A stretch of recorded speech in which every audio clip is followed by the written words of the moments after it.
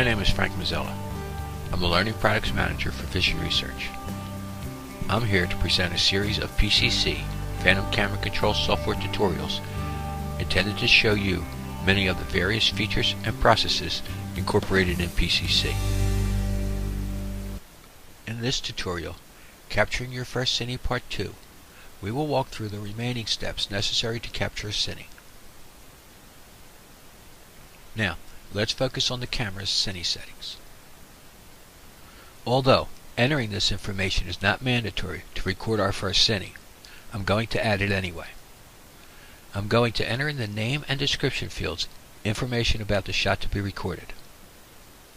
The name field is typically used to quickly describe the take, whereas the description field, up to 4,096 characters, including spaces and special characters, can be used to describe the test in detail.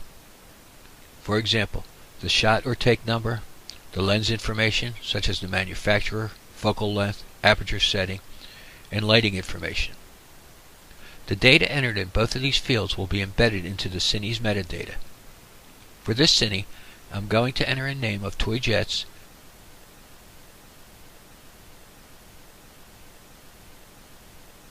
and a description of Shot 1, Nikon, 28mm, f-stop, f4.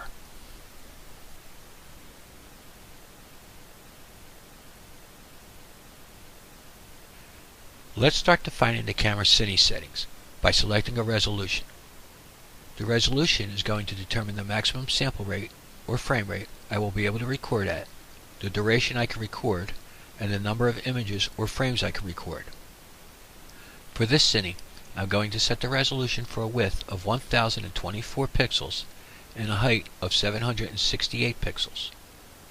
This will provide me with the necessary field of view I need to capture the launch of the toy jets and some of their flight time. I'll do this by clicking on the down arrow next to the resolution data entry field and select 1024 by 768 from the pull-down selection list. If the required resolution is not displayed in the list, I can type the required resolution, width by height, into the resolution data entry window. PCC will set the resolution to the closest allowable resolution for the camera. The next step is to define the sample rate, or frame rate. I want to capture the image data at the maximum allowable frame rate of the resolution selected, 3600 frames per second. As I mentioned, the resolution setting determines the maximum rate I can shoot at. The sample rate is going to determine valid exposure times and the recording duration for the amount of memory available.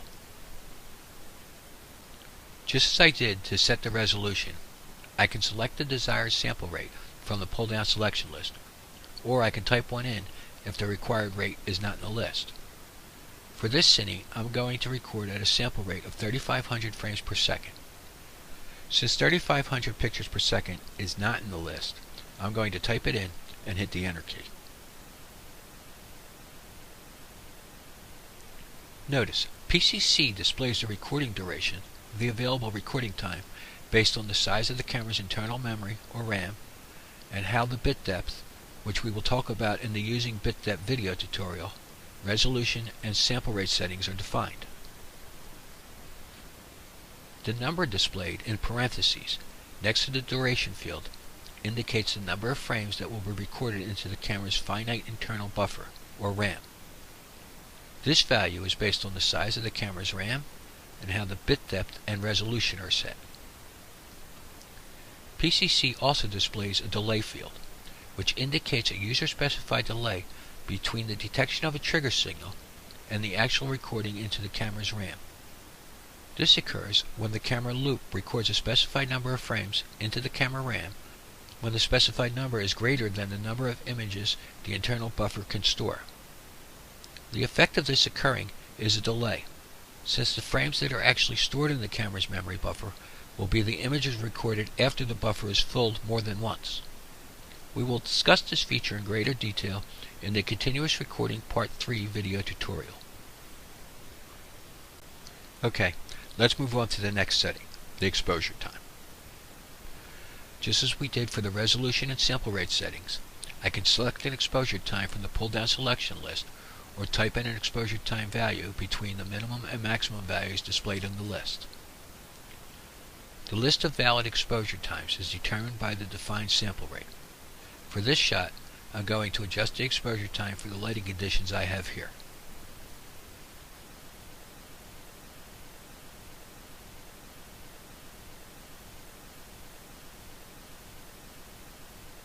For this cine, we're going to leave the EDR, or Extreme Dynamic Range Exposure Time, set to 0. We will cover the EDR feature in the Using EDR Extreme Dynamic Range video tutorial. And the low light button will be covered in the Using Bit Depth video tutorial. Clicking the Close Shutter button closes a mechanical shutter on a camera with a mechanical shutter installed. This can be extremely useful when changing lenses, keeping the lens dust-free. Now I need to specify the image range, when to stop recording to the camera's memory buffer, and trigger position value, or post-trigger value, where in the circular buffer we want the trigger to occur. When a camera detects a trigger signal, it tells the camera to stop recording unless the image range or trigger position is defined. Think of the trigger position, post-trigger value, as the number of frames the camera will continue to record after the trigger signal has been detected by the camera. Think of the image range value as a trigger delay, with the trigger position, post-trigger value, set greater than its maximum. Okay, let's elaborate on these two features. As I just mentioned, think of the image range as a trigger delay. Even though a trigger is detected by the camera will continue to record frames into its circular buffer until a specified image range value has been reached. The image range value will be displayed above the eye or image range slider. In order to define an image range, the T or trigger position slider must be set to the far left.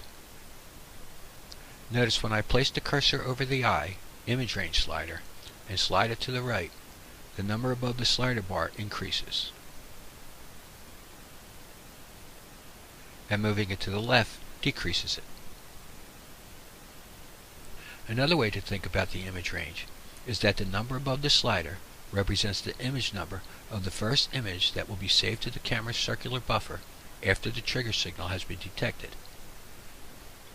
and the number of the last image that will be recorded into the camera's circular buffer is indicated in the last field. This number will change as the image range number changes. Once I release the mouse, PCC displays the trigger delay time. For this cine, however, I want to define a trigger position or post-trigger value instead of an image range, so I'll need to reset the image range slider back to the far left. Now, let's talk about setting a trigger position or post-trigger value. If the T or trigger position slider is set to the far right, the camera will stop recording frames into the camera's memory buffer the moment the trigger signal is detected. However, if I move the T trigger position slider anywhere other than the far right, it instructs the camera to continue to record frames after detecting the trigger signal into the camera's circular buffer until the number of frames indicated in the last field has been reached. Like most of the other cine settings, I can also select a trigger position or post-trigger value from a pull-down selection list, or I can type in a value in the last data entry field up to the maximum post-trigger value displayed in the list. However, if I were to enter a value greater than the maximum value shown in the last list, the camera will use the image range delay feature and not the trigger position feature. For this cine, I'm going to set the post-trigger value to 5,349 frames out of the 10,698 frames the camera can record into its RAM buffer. I want you to notice the number above the slider bar. The number, negative 5,349, represents the number of pre-trigger frames. All pre-trigger frames are indicated as such, as negative numbers. The T or trigger frame will be assigned the number 0, and all the post-trigger frames will have a positive number associated with them. The number of post-trigger frames is indicated in the last field. in this case 5,349 frames. We will cover more of the features and options found in the Live tab in future video tutorials. Now that I have defined the recording parameters, I'm going to place the camera into the recording mode by clicking the capture button. But before I do, I want you to notice that the pre-trigger buffer, indicated in maroon, of the image range and trigger position bar will show the status of the pre-trigger frames recorded by turning pink once I've started the capture process. As you can see, the camera still provides me with a live image, and the status indicators show me that the camera is still in the live mode, and what that means is the camera is now filling the circular buffer with pre-trigger frames. You can also tell the camera is in the recording mode by the capture button turning into an abort capture button. We can use one of 5 methods to trigger the camera. We could apply a soft trigger by clicking on the trigger button or pressing the Ctrl-T hotkeys simultaneously. We can have the camera trigger itself using the image-based auto trigger feature, which we will discuss in detail in the Using the Image-Based Auto Trigger video tutorial. Alternatively, we can provide a hard trigger to the camera by applying a dry switch closure or a TTL, transistor to transistor logic pulse signal, through the trigger BNC connector of a Vision Research capture cable breakout box attached to the camera's capture connector, or directly to the I/O port on the rear of certain camera models. I'm going to provide a soft trigger by clicking the trigger button.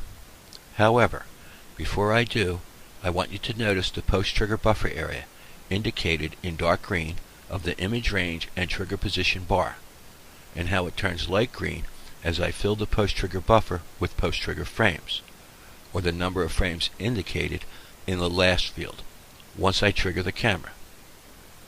You can also tell that the camera is recording post-trigger frames by the recording status indicator in the preview panel. It will flash during this process.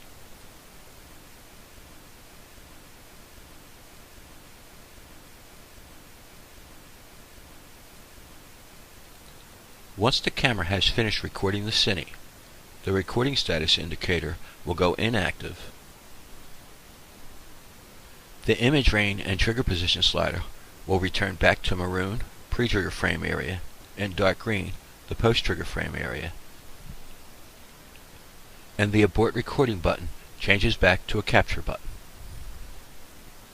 So now, if I go back to the Manager tab, you can see we now have a Cine stored in the Miro 320S Cam 2 camera. So that concludes the Capturing Your First Cine tutorial, where we walk through the main steps necessary to capture a Cine.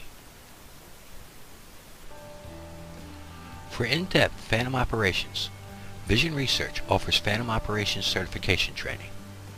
Please visit our training webpage at www.phantomhighspeed.com, Service Support, Training.